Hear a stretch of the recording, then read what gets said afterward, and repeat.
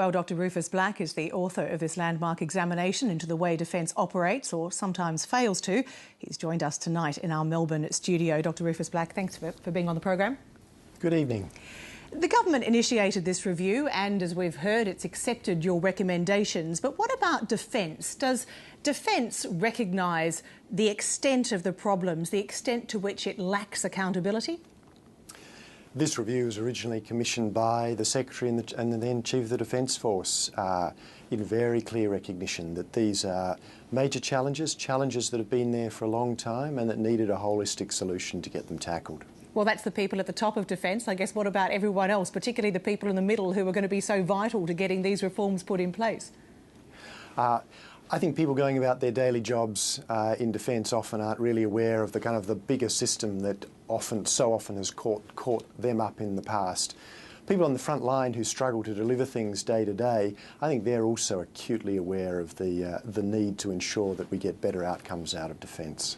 At the same time, you found as part of the review that 85% of people believe that there is an appropriate level of top-down strategic guidance to inform the role of their group or their service. As your own review states, that would suggest that they don't actually understand how much sharper that guidance can be. In other words, they don't really know what they're missing.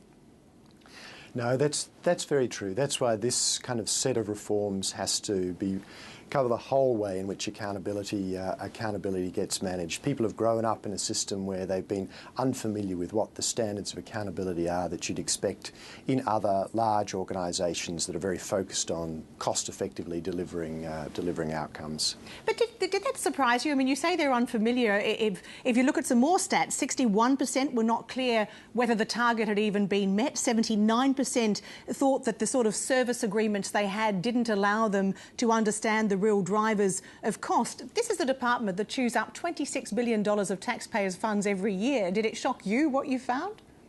Oh, look, I think it would surprise anybody to find that at one level, but at another level, there have been, long-term challenges coming out of defence in terms of getting these things delivered. So perhaps when you see what is what's led to this review, perhaps those numbers aren't so surprising, but rather explanatory. Really? Even the number of committees we heard in the earlier report, personnel in the Army alone attend 297 committees. Surely any manager worth their salt would look at that and say, well, hang on, surely that's not efficient. No, well, I think people have looked at it over the years.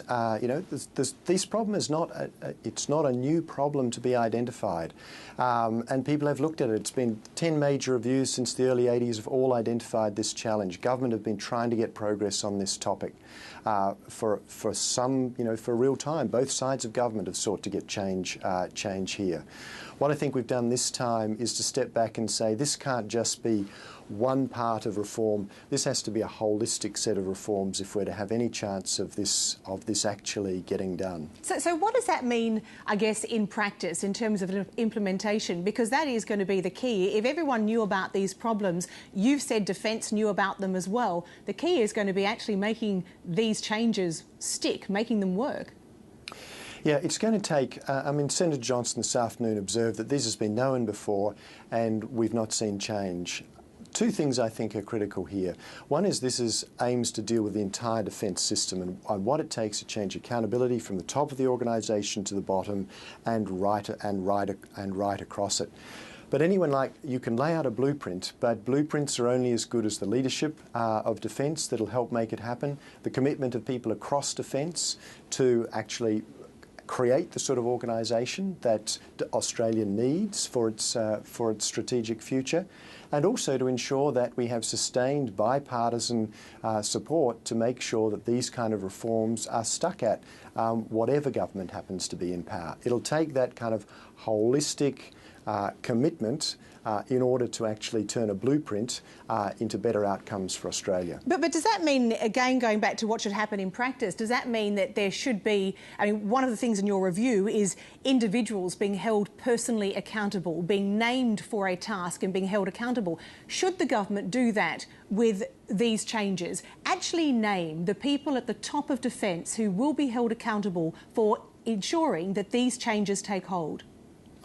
Yeah, I mean, the people at the top of defence obviously, need to hold that accountability as much as anybody else.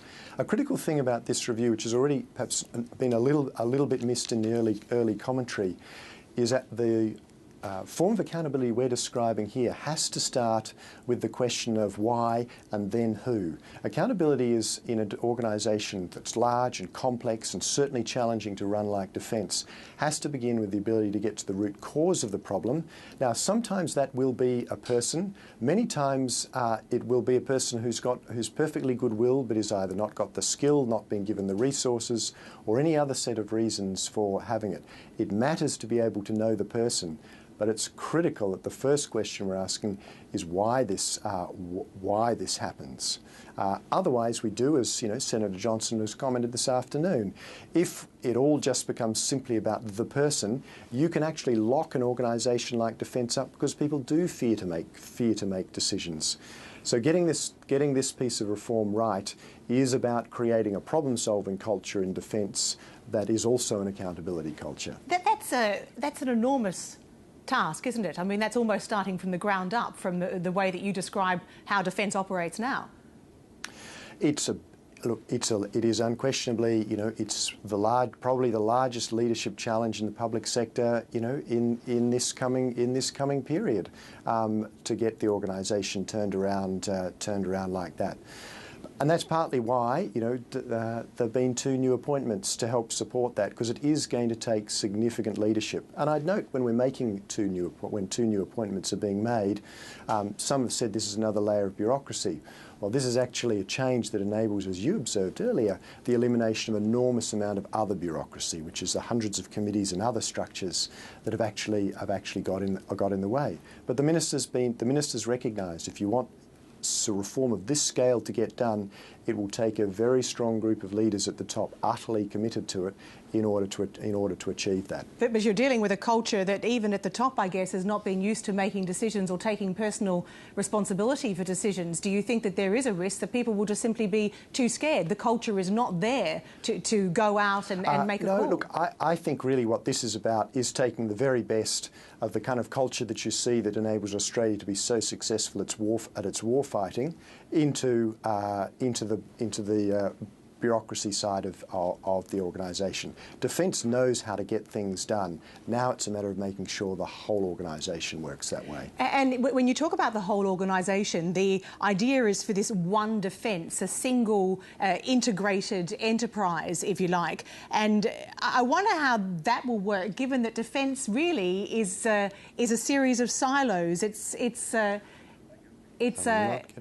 We seem to have a problem with the sound with Dr Rufus Black at the moment.